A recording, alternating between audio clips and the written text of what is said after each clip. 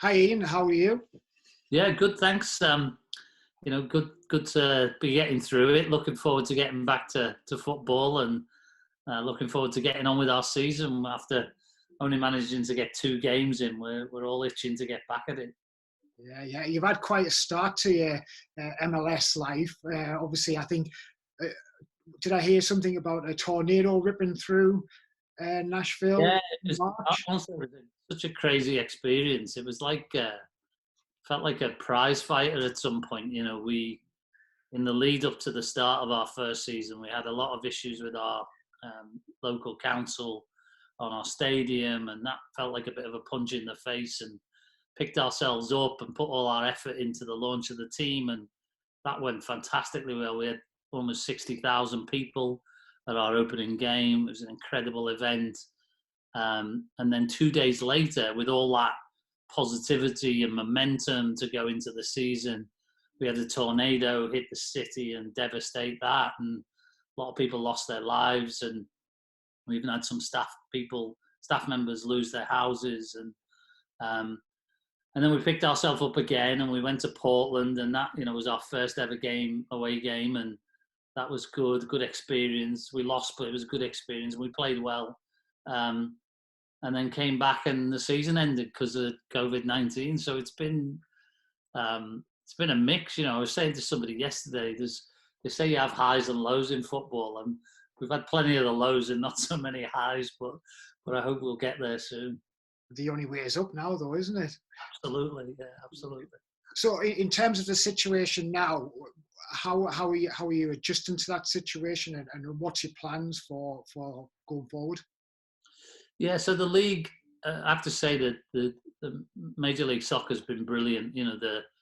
I've said this before, but the collaboration between the teams and the league and everyone else is first class. It's something like really, really excellent. And we're in the same boat as pretty much every league around the world, I think. So we're probably in a similar position from what I've seen on the news to the Premier League. We have today, actually, as of Wednesday,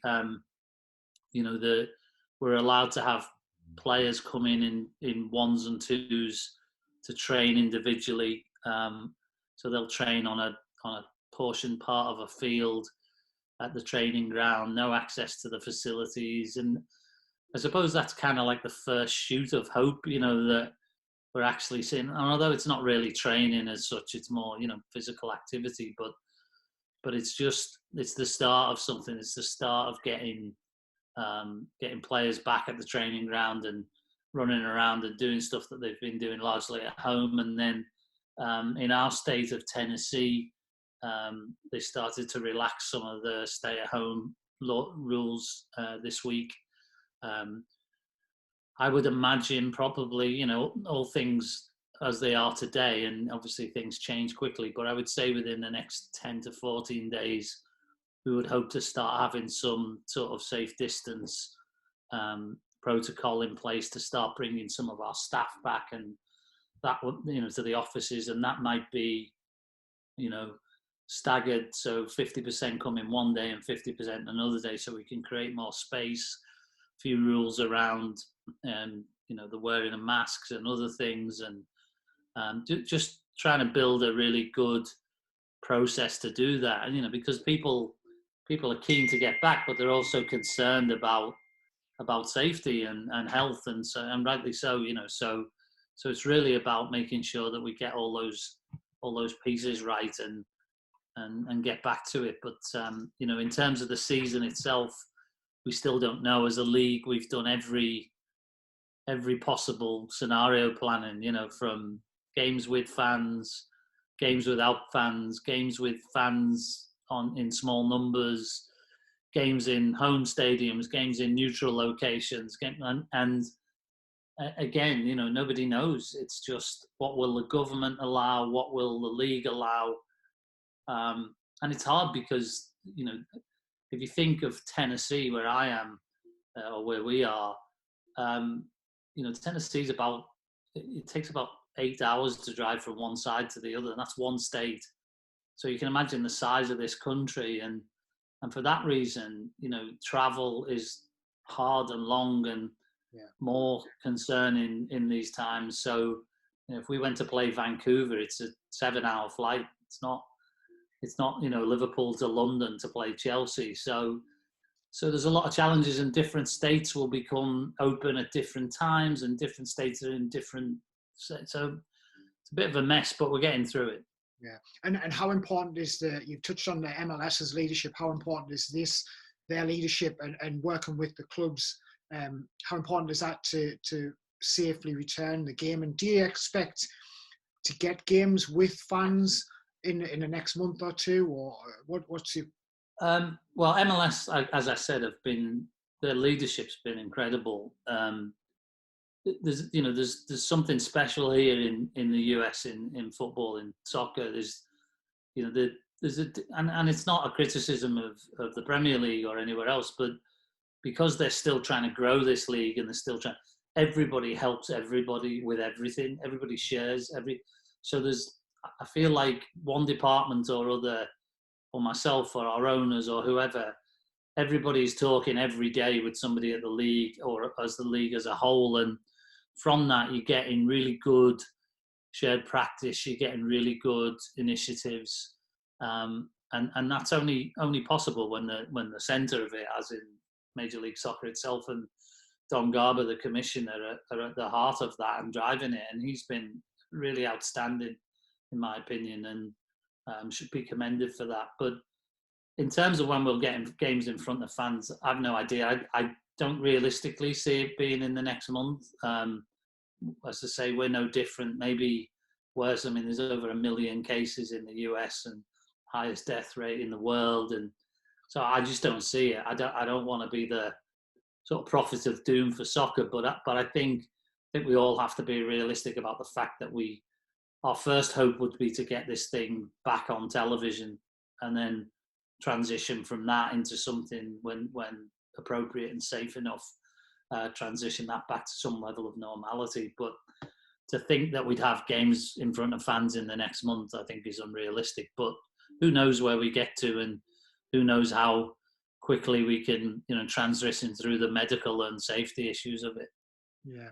And in terms of the business, so practically the world is shut down, and especially in football, there's nothing happening.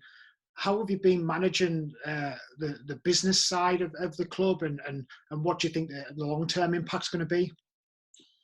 Yeah, it's been tough. And as we said at the start, we're a new club. So, we have new sponsors who've just joined us, new partners, and new fans to some degree, in season ticket holders. And they're really, and television, they're really the 3 buckets of revenue in Major League Soccer. So from a partnership point of view, we've been working really, really hard, and my team's been working really hard to try and continue to deliver value to our partners. So what does that mean? Digital media, like everywhere in the world, I think has become so paramount in, just like this call we're doing, the ability to communicate with our partners and our fans. So we've done a lot of really good, innovative and exciting and fun at times content, which, has been provided in partnership with our partners and those types of things, trying to continue to deliver value to them, to keep that, their value with us. And then for fans, the same, we can't, obviously, we haven't yet said that we won't play the whole season, because obviously we're right at the start. It's really impossible to say that. So at this stage, we're just trying to keep fans engaged, trying to keep them, excited about the return. We're trying to keep the players connecting with them, and the coach and manager and all those sort of people. So it's working, and people have been complimentary about the work that the team have put in. But I think in the long term, who knows? We have to believe that, sports. I think the one thing that this exercise or this sort of pandemic has done is teach everyone just how much sport is a big part of their lives. And so when it is ready to come back, when it is, when it is sort of ready to get people back in stands and watching, I think we'll see a bigger draw than ever, because I think people have missed it. and want it so much. I think it's just about what that time period and that transition. I don't think everybody will flock in immediately, because I think different people, you see it on the news, different people have different levels of concern, so and different reasons for that. So I think we'll get back to it. I think revenue will return. I think the economy will return, but I think it's a process. I think it'll be different in different clubs, different places, and different times. But we're ready for it. We've used a lot of the time, the downtime, to do a lot of work that, as a new club, we were planning to keep working at. Keep developing things, keep putting things in place, and keep building things out for our first season for the rest of our time. And we've managed to get to do so much stuff that probably wouldn't have got done by now. So yeah. And do you think there are lessons that you from this you'll take forward? And do you think it'll fundamentally change the way football clubs run themselves in the US and in Europe and the UK? No, I don't think so. I think maybe from a procedural and protocol point of view, hand sanitizers and those types of things. I think as a whole, the world or countries or, where I live, states or cities, I think will probably take a more prepared view of how you prepare for something like this. I don't think that sport will change. I don't think it needs to change particularly. I don't think there's anything that was going on in football or any other sport that kind of helped towards this. I think it's just a consequence of what it is. But no, I think everybody loves sport for what it is, and I just don't see what teams would do to prepare for it. I mean, I think the biggest challenge coming out of it is what happens.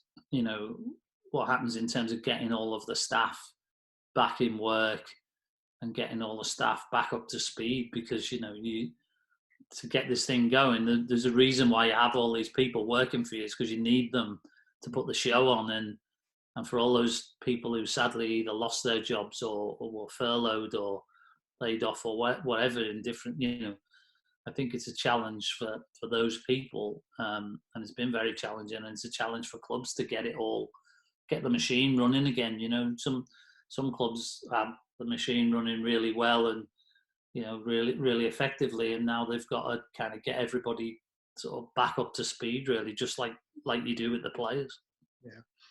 And how hard has it been has it been difficult to keep the players motivated and ready for a possible return to action? Yeah, I think it's been hard. I think it's been hard on the manager or the coach, as they call it in the US. I think, for players, it's about, they're like all of us. They're, the difference for them is their work day is playing football or soccer, and that's the one thing they can't do. They can run around the garden with a ball or on a bike or whatever it is, but they really actually can't do what they do.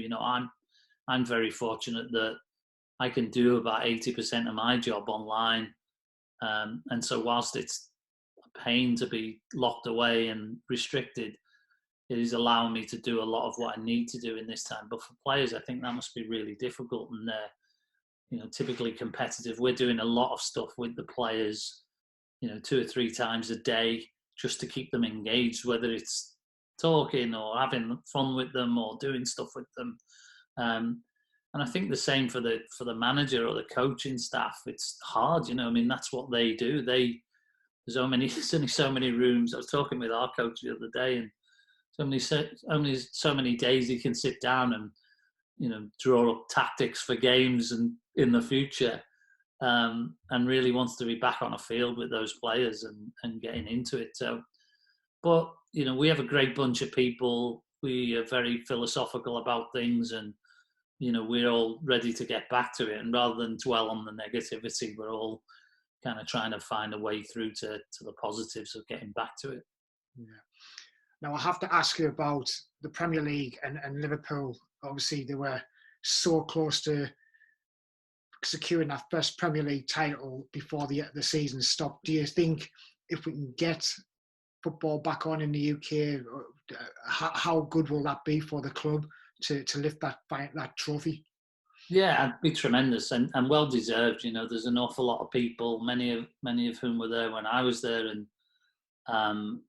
look, I don't know how anybody, literally anybody, could argue that that title is theirs, regardless of whether this season gets finished or not. I mean, it's not like it's 5 or 6 points difference or 10. I mean, the likelihood of them not winning it in a season where you continue is ridiculously low, or near impossible. So I think it would be a tragedy if they don't get awarded it, or win it, because they get the games back on.